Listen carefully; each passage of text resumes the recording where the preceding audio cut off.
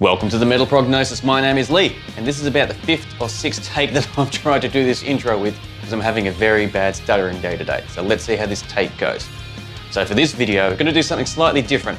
The studio at the moment is set up for tracking for an album that I'm working on. So what I thought would be pretty cool is let's go through a few different main aspects of my studio, how I've got it set up and why I've got it set up, and how I've worked within the means of what I've actually got at hand and not actually going out and purchasing new stuff and trying to create the dream setup.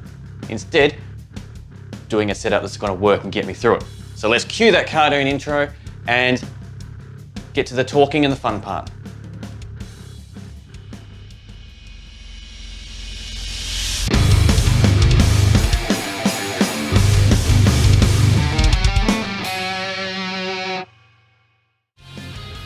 All right, now I've moved the camera. Let's have a talk about some of the main things. So the first thing, I don't know if I can pick it up, I have the Steinberg UR44C interface there, which will come important very soon. So I've got my guitar behind me, which is nice and close in reach because I'm engineering it and doing guitar at the same time. So the first thing I've got my guitar plugged into is a tuner. So every couple of takes, I just pop it on and make sure the tuning is as spot on as I can get it, so I'm not getting that chorus effect if you don't tune your guitars frequently enough in between takes and they're slightly out, and it's very frustrating because the last thing you're gonna do is do an amazing take and your guitar's slightly out of tune. So I always have that nice on the floor, quick click, stay on top of things and all that. But let's move on to the next part here. Kind of doing it like a bit of a reveal thing as well, just because, well, I keep these flags on as covers anyway for dust. And now it has another purpose.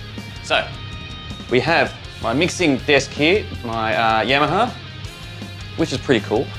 Now I've got a few things going on here which I'll touch base on in a moment, but just sticking with guitar, I have my angle amp head here, which is awesome, I love it.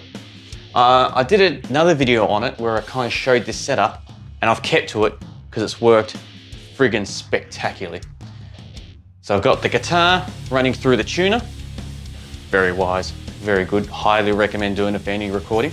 Going into a noise gate there to help control it and to make, well, kind of to make me sound like I am tighter and cleaner guitarist than what I actually am.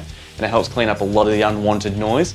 Then running into my Fortin 33, because who doesn't love an awesome boost? Especially one as brutal and as unforgiving as the Fortin 33.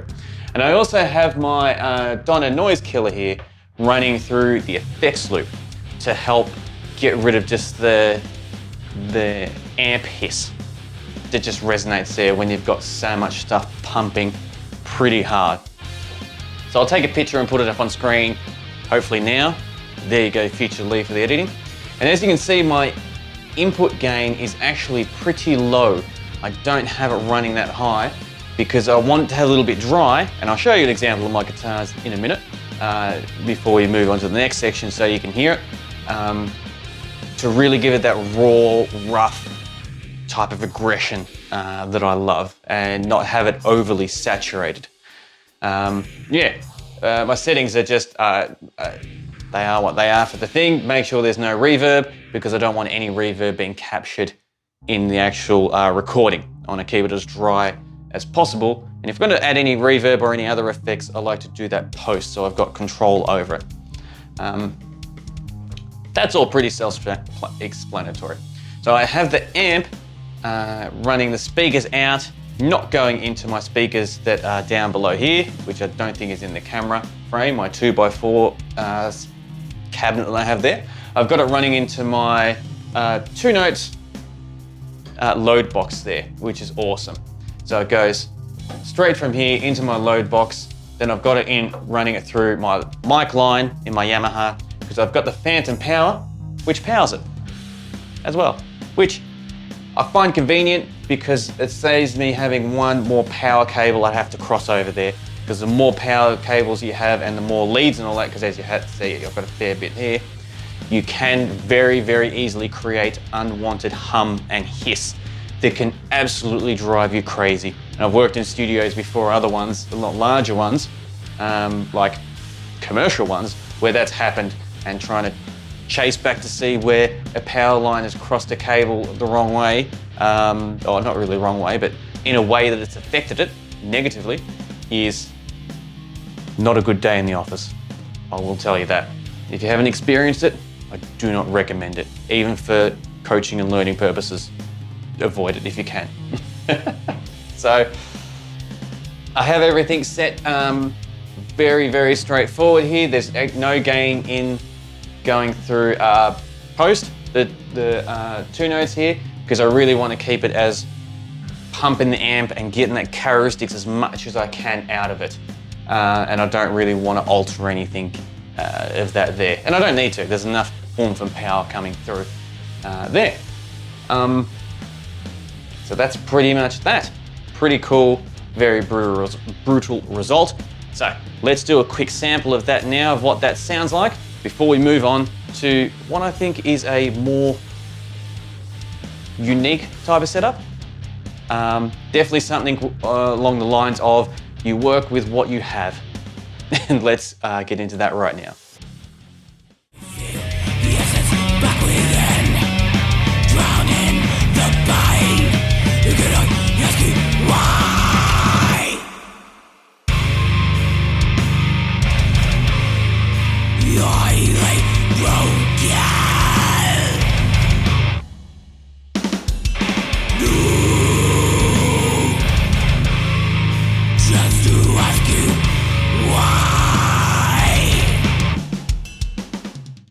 Now the next part of the studio setup that I've got. So firstly, what you might be able to see is the electric drum kit behind there. That's a drum kit that we use for most of the actual capturing of the drums and composing them and putting them together, which is really cool. And then I've got this other setup here. It's been slightly altered just so it all fits in frame, but it is, a setup. We have my really cool mic there, which is, I love that mic for capturing vocals, which is I can't read that upside down, but I'll take a picture of that so you can see it on the screen now. And the other thing I'm going to need to take a picture for as well, to be able to match it up so you can understand what I'm talking about, is my little fold-back desk here that I have for the vocalist.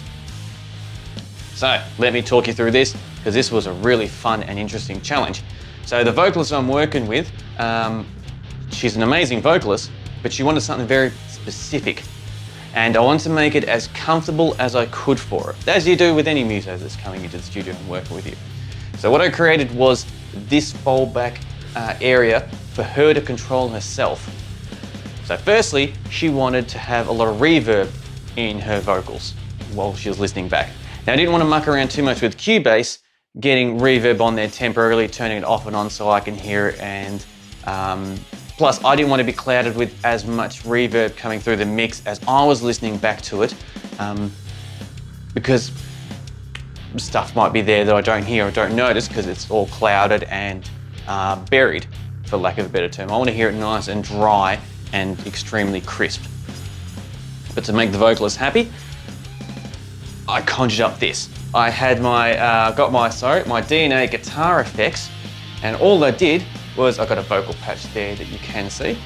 I turned everything off except for, I've got to remember how to edit this now. Let's go down there. So they're all off, amps off, cabs off, effects loopers off. Got a noise suppressor there to help keep the hiss down if there's any. There was very little, but I've got it on there anyway just to be safe. And as you can see, there is a bucket ton of reverb running through there. So how this all works is I have on my audio interface two outs, two different sets of outs. I think there's more, but two main outs. So a left and right one and a left and right two. Left and right one go to my speaker monitors to hear back, and the other two I got running here into the desk here. So the vocalist can hear all the music perfectly coming straight from the studio. And in line one here, hopefully I'm pointing at it rightly with the other camera, is coming straight from the Yamaha mixing desk, so her voice raw, which is actually incorrect, sorry. it's coming raw straight into here, into the DNA effects, then from the DNA around into here, into the mixing console. So she is hearing her voice raw through the effects unit and then through the mixing desk here. And she can control how much vocal she has here on vocal 1, which as you can see, she's got it cranked, how much actual music she wants to have, once again pretty cranked, and then she's got the overall mix that she can balance between however she wants. So the setup, having this like how it is, means I don't need to worry about her comfort. I mean, I do worry about it because you want all your musos to be comfortable there, but she can independently take care of it herself here. And I'll put an extra pair of different in-ears if she wants it, and I've got some other monitors there, some over the ears, just to give her that extra option as well on however she wants to capture the sound in her ears while she's performing. So she's fully independent to do everything, and she doesn't need to communicate with me to change things and need to go backwards and forwards. And then I can have in my headphones, in my cans there, the exact mix that I want while we're capturing and tracking the vocals, so I can hear it as clearly and as precisely as possible to do all that. So I found this very interesting and pretty creative, considering trying to figure out the best way on how to do it.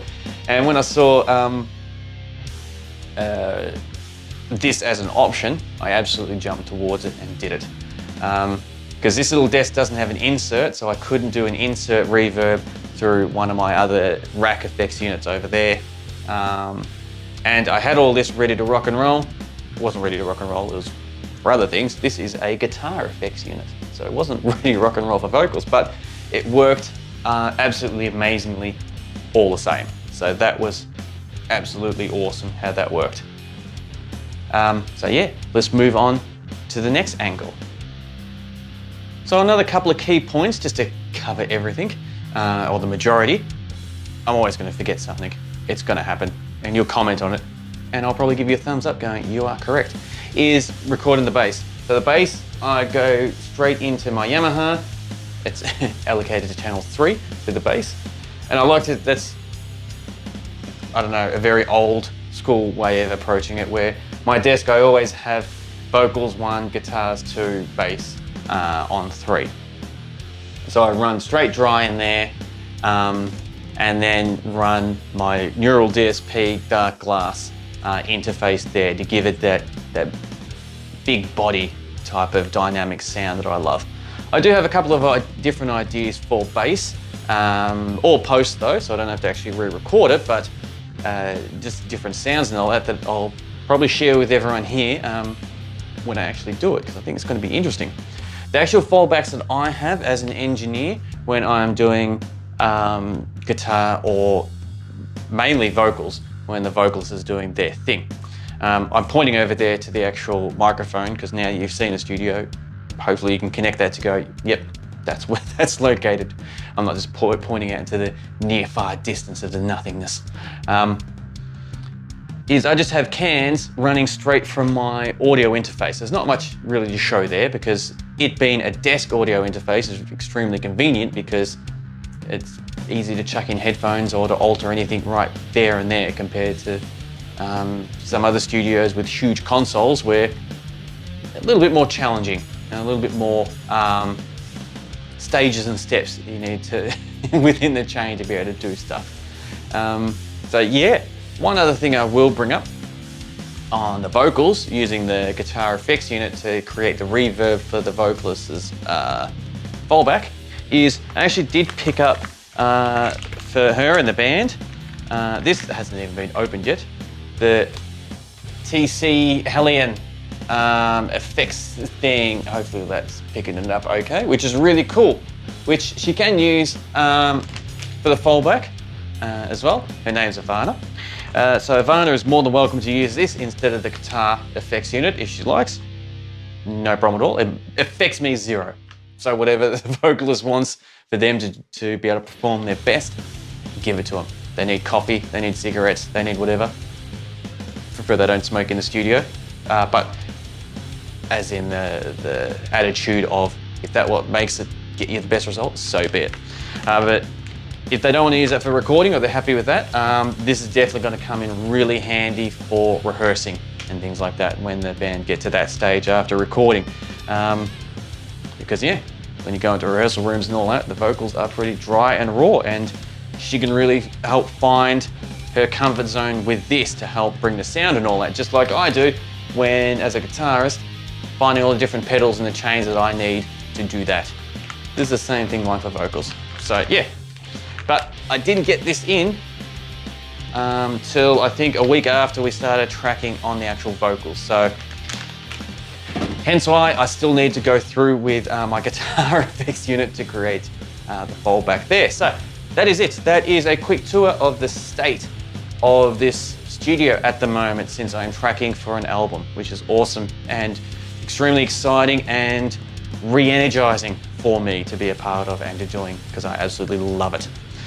So yeah, thank you very much for joining me in a very, very different one which I actually didn't play guitar or have a jam, which is, I think, the very first video that I've done which I haven't had that stuff involved. But hopefully you've enjoyed it. Hopefully you found some really cool talking points that you want to bring up and share, because I'd love to hear it.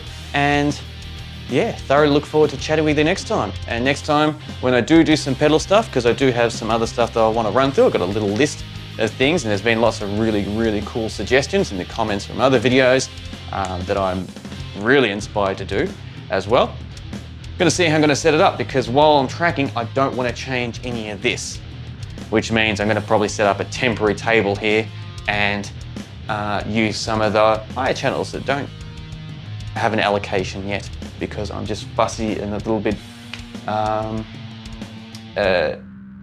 superstitious in that regards, because I don't want to touch anything that has been captured for the album. So thank you very much again for joining me in this little tour and me just pretty much rambling. And if you have lasted this long, thank you even more. And my stuttering must not have been that bad for you to handle through it. So thank you very, very much. And I really look forward to chatting with you next time. And until next time, please stay safe.